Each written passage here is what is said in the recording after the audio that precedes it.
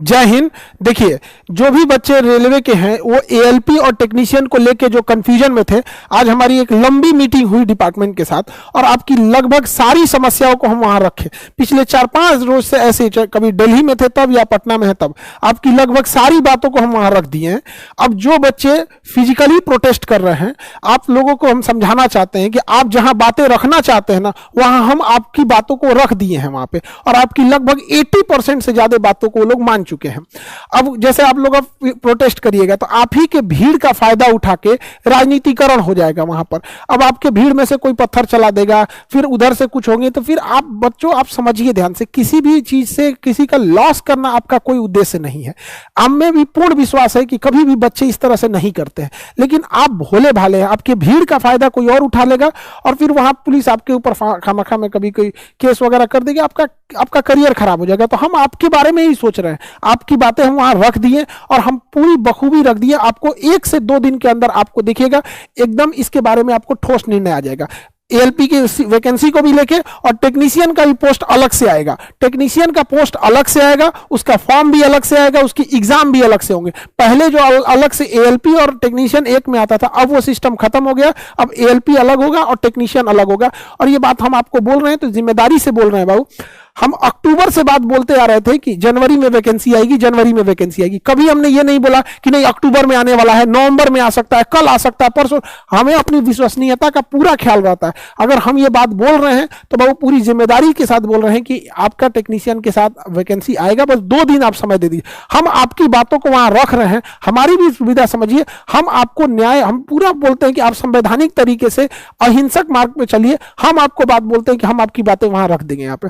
अब आप ऐसा करते हैं जैसे बिना, हम कितना मना कर रहे हैं कि आप कभी इस टाइप का फिजिकल प्रोटेस्ट वगैरह कीजिएगा, किसी रेलवे संपत्ति को नुकसान करके, किसी की क्षति पहुंचा के कहीं नहीं मिलेगा। आपका उद्देश्य है कि जो बात है हम वहां बातों को रख दिए यहां पर। आप 2 दिन देखिए, 2 दिन के अंदर आपको इसके बारे में पूरा अपडेट मिल जाएगा। आपको बस थोड़ा सा समय दीजिए, विश्वास रखिए, आपको न्याय दिलाना हमारा काम है। बिल्कुल हम अपने काम को जिम्मेदारी से समझते हैं। अभी हम कई चीजों को फेस कर रहे हैं एक साथ, समझ में नहीं आ रहा है। मेरी दुविधा समझिए बाबू क्या है।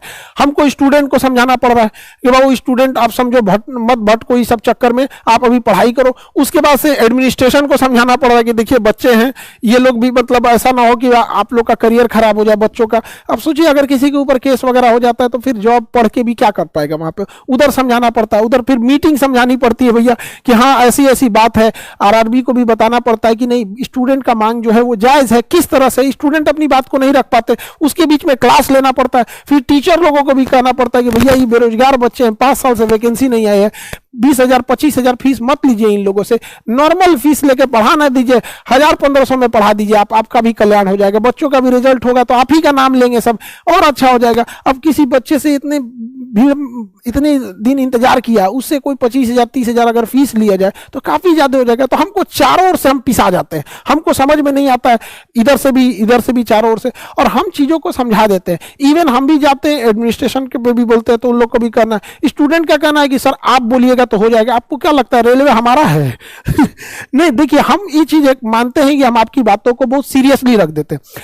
और एडमिनिस्ट्रेशन में भी लोग जाते हैं बोलने तो उन लोग का भी करना है, खान सर बोल दिए तो लगता है मामला गंभीर है। स्टूडेंट को लगता है नहीं सर आप बोल दीजिए हो जाएगा। तो आप हमें बोलने के लिए थोड़ा समझिए ना कि आप अगर जाके कहीं फिजिकल प्रोटेस्ट करके रेलवे की क्षति कर दीजिएगा तो हम बोलने लायक, मेरा भी तो मुंह नहीं बचेगा ना। हम आपकी बात बोल रहे हैं, हमारे पे एक विश्वास कीजिए। आप 22 में भी विश्वास किए थे, इस बार भी विश्वास रखिए। कोई फिजिकल प्रोटेस्ट मत भाग लीजिए।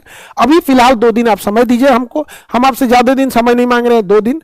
आपको 2 दिन के अंदर बहुत जल्दी कोई ना कोई अपडेट मिल जाएगा और इसके बहुत सकारात्मक अपडेट मिलेगा। हमने बहुत सारे मुद्दों को बोला है और वो लोग सकारात्मक ही इस चीजों को बहुत जल्दी उसको एक्सेप्ट करके आपके सामने पब्लिक कर दिया जाएगा। लेकिन रेलवे की मजबूरी समझिए, इतने बड़े एरिया को देखता है रेलवे, तो अचानक से आपको ना कोई नोटिफिकेशन तुरंत नहीं दे सकता है। तो आप भी इस चीज को समझिए, हम आपके साथ खड़े हैं और हमेशा आपका साथ देंगे। आप चाहे हमको बोलिए या ना, कुछ बच्चों का कहना कि सर आप बोलिए, आप बोलेंगे तो बिल्कुल हो जाएगा। हम दिला के रहेंगे बाबू, आप काहे टेंशन लेते हैं? यहाँ पे भरोसा कीजिए, जितना दिन से कभी आपका भरोसा टूटने नहीं देंगे। हमने आपकी सारी बातों को रखा। एज रिलैक्सेशन को लेकर कोरोना के लिए जो 3 साल था, हर एक एग्जाम में 3 साल का दिया गया है, उस एग्जाम को दिया जाए। एएलपी की वैकेंसी को लेकर टेक्नीशियन की अलग वैकेंसी आ रही है, उसको लेकर हमने बोला है। कैलेंडर के लिए भी बोल दिया है कि भैया आप लोग कैलेंडर के लिए मुख्य उद्देश्य जो आपके मुद्दे थे उसको 1 से 2 दिन के अंदर आपको इसका सकारात्मक उद्देश्य मिल जाएगा। जाएगा। आप लोग का भी कहना है कि सर आप क्यों इतना जिस दिन से वैकेंसी आई हम उस दिन से मीटिंग पे मीटिंग कर रहे हैं।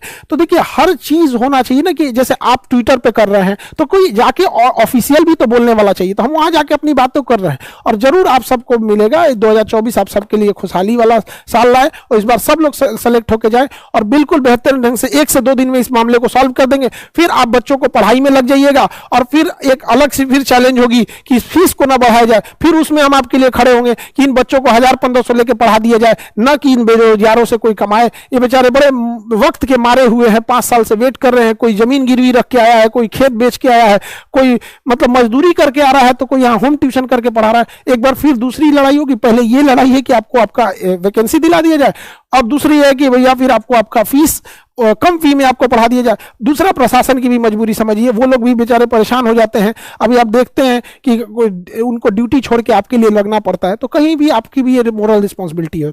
आई होप आप इसे समझे होंगे। जैसे अपडेट आता है 1 से 2 दिन के अंदर आपका पक्का अपडेट हो जाएगा। मिलेंगे नेक्स्ट क्लास में। जय हिंद।